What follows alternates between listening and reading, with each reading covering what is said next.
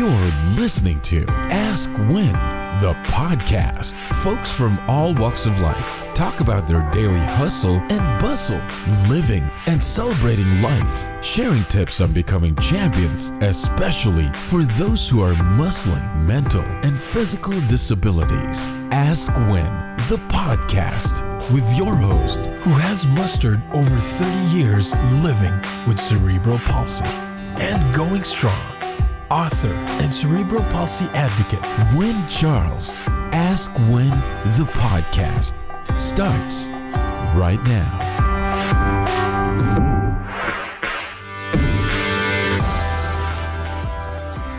Welcome to Ask When, everyone. I have Tamika with me, and Tamika is going to share a story, so I'll let Tamika take it away. Hello, everyone. Thank you to Ask When for this opportunity. Hope that you all are tuned in and can hear us at this moment. Again, my name is Tamika Cummings. I am recently a graduate of Ashford University. I am a mother of 5 and also an entrepreneur and a brand new teacher due to the quarantine. However, just to giving you a little backstory of my life, for 16 years, from 1998 to 2003, I was a resident of public housing. And what I mean by that is I was required by law to basically adhere to certain rules and laws in order to have a place for me and my children, a roof over our head, should I say. Yeah. So with having to do that, there were several resources that were provided in the community of which I stayed. The name of the community was Toby Grant Manor, which is located in Scottsdale, Georgia, which is in the county of DeKalb County, Georgia. I went from being a resident to actually being an employee before I moved out, and the complex was actually torn down. So for some, that means gentrification. For others, it means that it was something good that was needed for the area.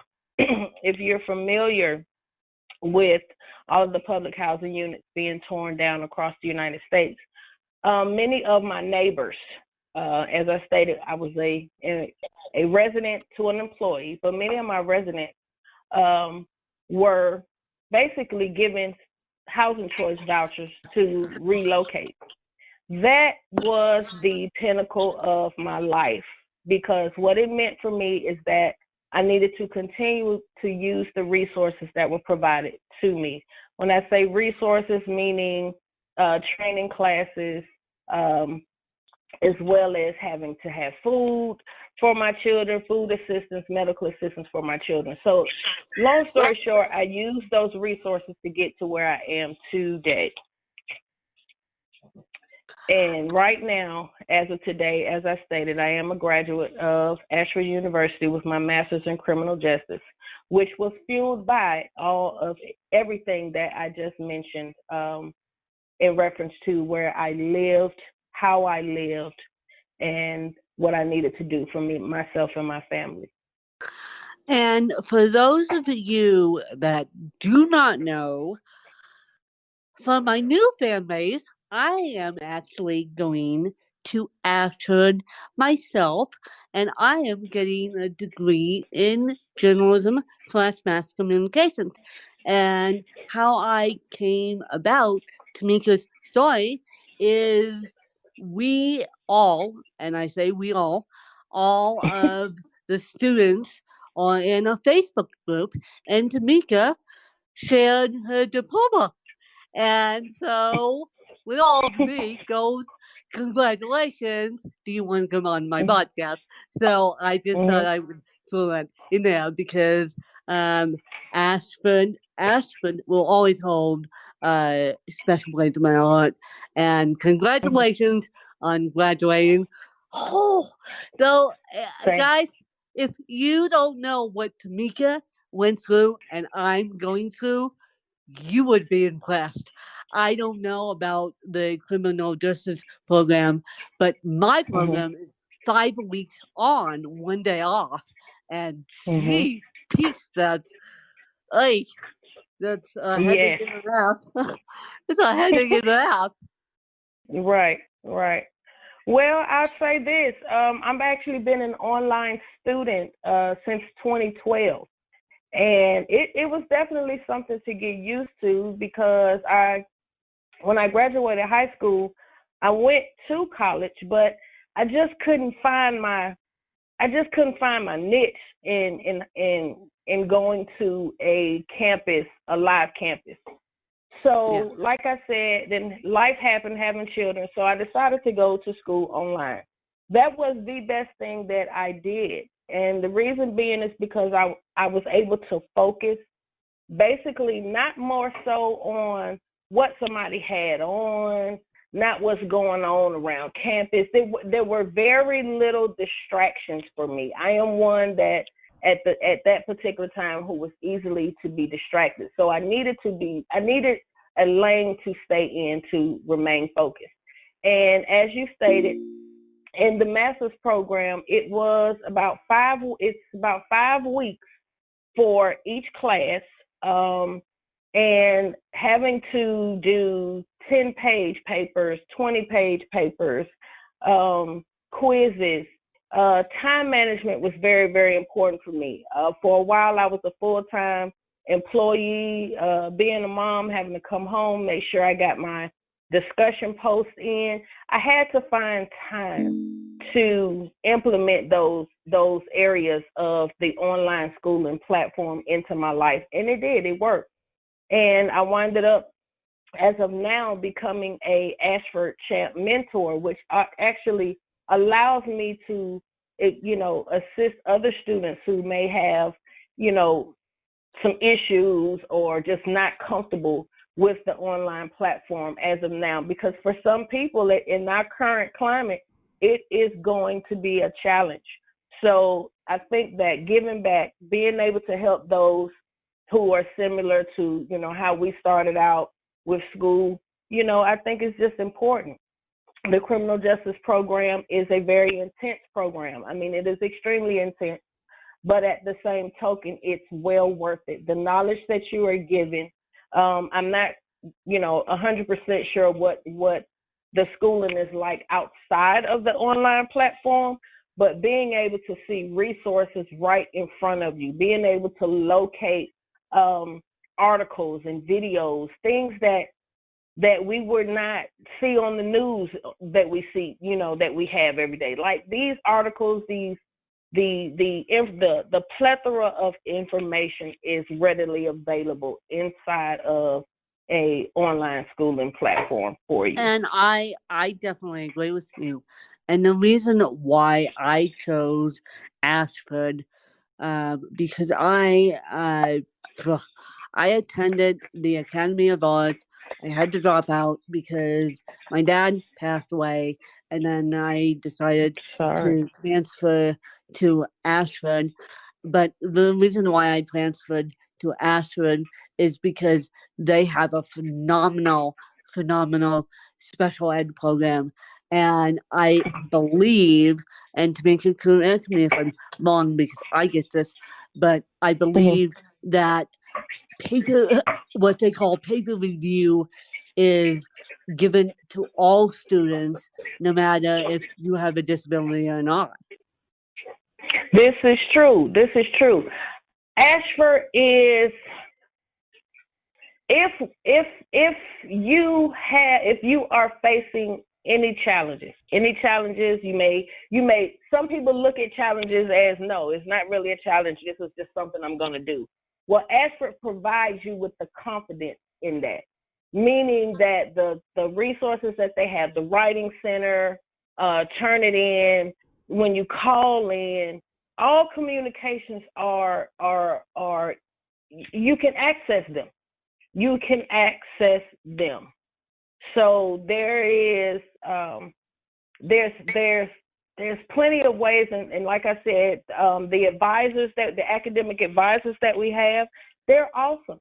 If there is something that you need, that you need to assist you with completing your studies, they find a way for you. And most of the time, 99.99% of the time, it's already there. But we just need to find out. Some of us are more researchers than others. We have to ask questions, which is awesome, because you need to know where you're going. It's just like if you're in the store and you want to locate. Can you tell me which aisle the salt is on? The academic advisors, technical support, they can answer those questions for you, and they actually tell you. Looking for the writing center, you looking for a way to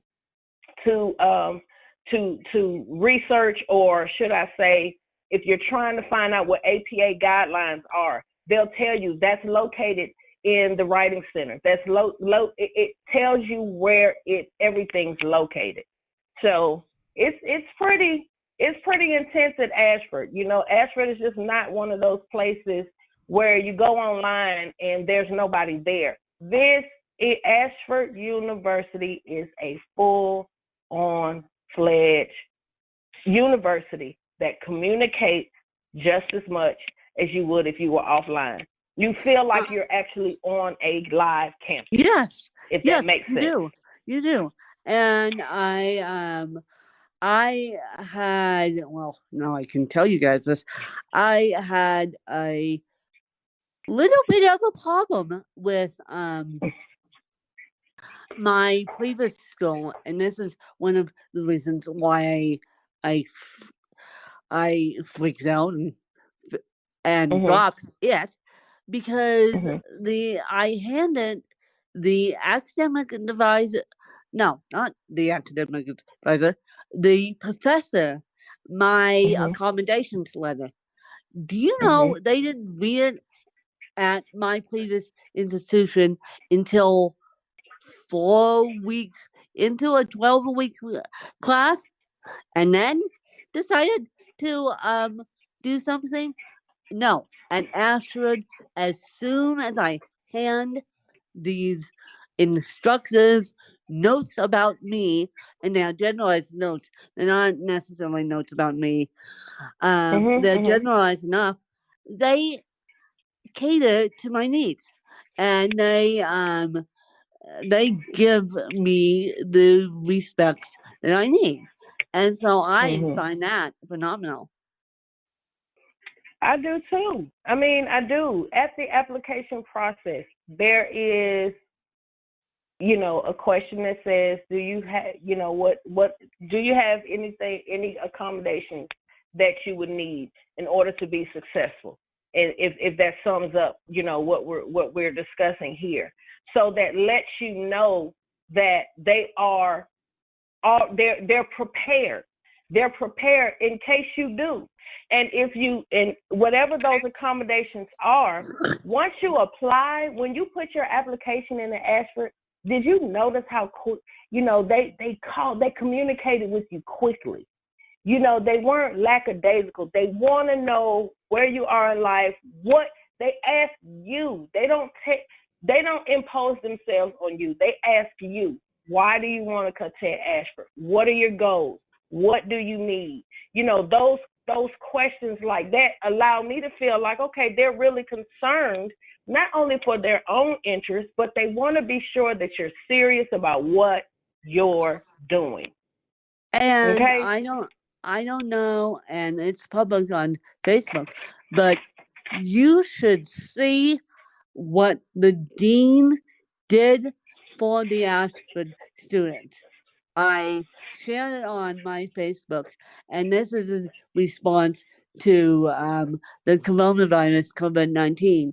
And he said, you may be scared, you may be doing all this, but we're here for you. And I know a lot of people are taking academic leaves right now just because of what's going on. And I am not taking an academic leave. Tamika, you didn't take an academic leave when you did it. So Ashford will, and if you guys need to take an academic leave, they will understand why. But Ashford is the best place to be right now. It is. I would definitely suggest it. Like I said, a woman with 5 children. I'm 44 years old, and completing my online degree. I think it is very important that we are amongst people who are like-minded for our success. When I completed the master's program, it was back in February. Although the information about COVID had been around for a while, I was not immediately, I would say, impacted in such a way because most of the quarantine happened afterwards. But I will say that the challenges faced during my tenure while I was in classes, it was rough. So I can only imagine what it's like to have something as significant right now as COVID-19 being a huge impact on people's decisions to continue on, because why? A lot of people are considering their why. Why did they get started? Why am I doing this? But now the question is, what am I going to do from here? Where are we going from here? Yeah. You know what I mean? So with that being said, I mean, I definitely understand, and I understand those who are on academic leave, and I overstand those who are fighting through, who are still attending classes, and definitely to Mr. Vincent. I hope I'm saying his name right. I received that same email, and he always sends out in tragedies. I would, even before COVID, if it's inclement weather in a specific area, we all get the email about how, if anything that you're going through is going to impact your studies. We're here. We want to know. Let us know. That's the only way that they can know how to assist, if that makes sense. Yeah, no. So, not giving up is not something that I know Ashford wants you to do. But at the same token, communication is awesome, because there's something that you're going through that Ashford is like not aware of, or if it didn't cross someone's mind, it's not a scenario. If it's very unique, you need to communicate that, because you may not be the only one going through it. Yes. And with COVID-19, we're all going through it. And so, Yes. Tamika, Mm-hmm. I applaud you for sticking your neck out and posting in the group, and it gave me the vote of confidence to keep going, because it gave me the vote of confidence, because unfortunately I got laid off, so I'm emotionally exhausted now, not because of school. It's because of the education system. As a teacher, let me down twice.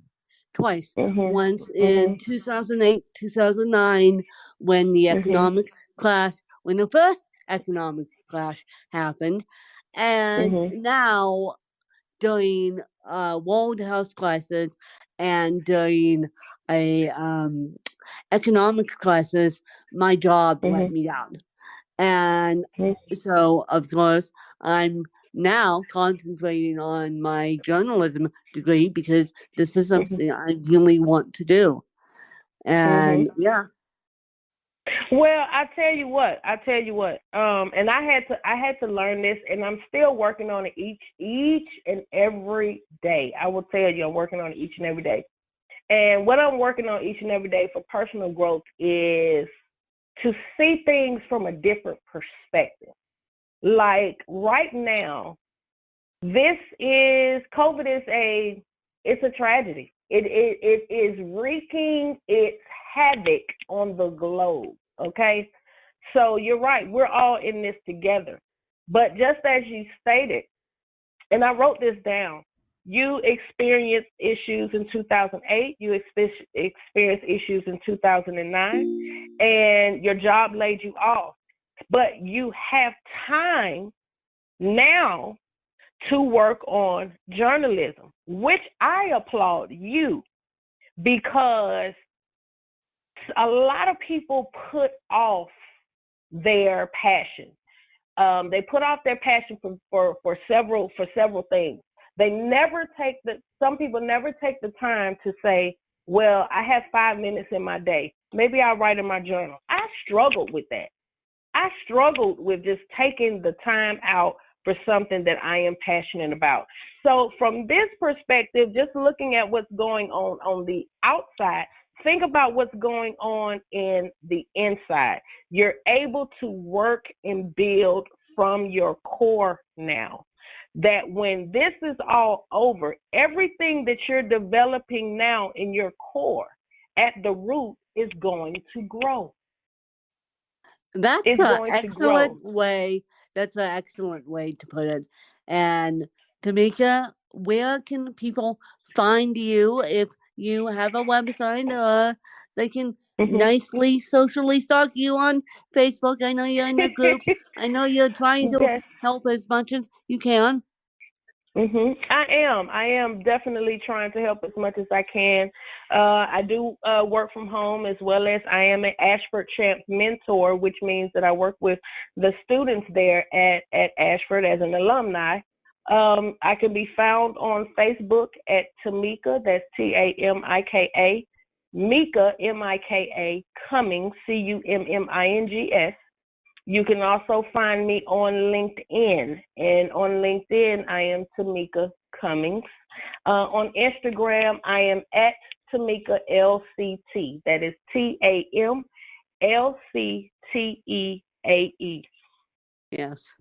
Yes. And Tamika, I wish you the best of luck. And as we wrap this interview up, do you have any questions for me? I do. Where do you find your beautiful spirit? In all of this, where do you find the time to highlight others? There is beauty on the inside of you, and what you're doing is awesome. So tell me, what fueled that? What fueled your passion for journalism? Well, back in 2010, it got fueled after losing my mom. I knew that I was leaving the education field slowly but surely, and I thought, okay, that's it. I'm going back to journalism school, bump in the road, and then I said, okay, that's it. I'm reassessing my plan as I watched my father die. And then I said, okay, I'm still going after this journalism degree. We just have to take it a different way. And so, that's where my goal for helping others and explaining what I do at school is where it's coming from. Absolutely. Well, I wish you all the best, and I thank you once again. Please stay connected with me on Facebook. I will. Stay connected. Thank you. I will. All right. You have an awesome evening. And I hope you guys enjoyed another fabulous episode of Ask Win, and I'll catch you guys next time. Bye, you guys. You just listened to Ask Win, the podcast. To become a guest in the show, visit our website at askwin.weebly.com or call 816-591-3399. Just look for Danielle. Connect with Win on Twitter at WinKellyCharles and like our Facebook page at Butterflies of Wisdom. You can also purchase Win's book through Amazon.com or get a copy of the audiobook through Audible. Ask Win, the podcast.